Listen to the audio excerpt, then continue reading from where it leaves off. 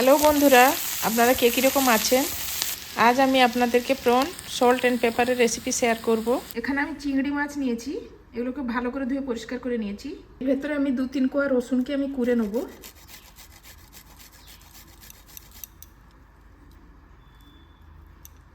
মধ্যে সামান্য একটুখানি ভিনেগার দিলাম, আপনারা লেবুর রসও দিতে পারেন।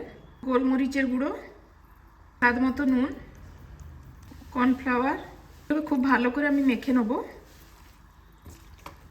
আর যদি কর্নফ্লাওয়ার লাগে আবার একটু দেবো, আরও একটু কর্নফ্লাওয়ার দিচ্ছি। পুরো শুকনো শুকনো করে মাখতে হবে। প্রনগুলোকে একটা একটা করে ভেজে নেব। প্রনগুলো খুব ভালো করে উল্টে পাল্টে ভেজে নেব।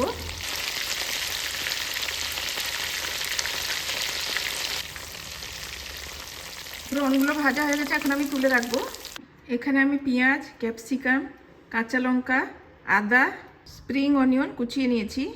তেলটা একটু তুলে রেখেছি, ওই তেলেই আমি আদা কুচি, পেঁয়াজ কুচি, ক্যাপসিকাম কুচি, কাঁচা লঙ্কা কুচি অল্প একটুখানি সটে করে নেব, বেশি ভাজবো না। গোলমরিচের গুঁড়ো, সামান্য একটু নুন দিলাম। এখন আমি এর মধ্যে প্রনগুলো দিয়ে দেবো।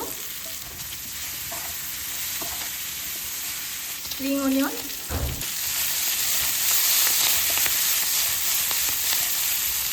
ধনে পাতা কুচি,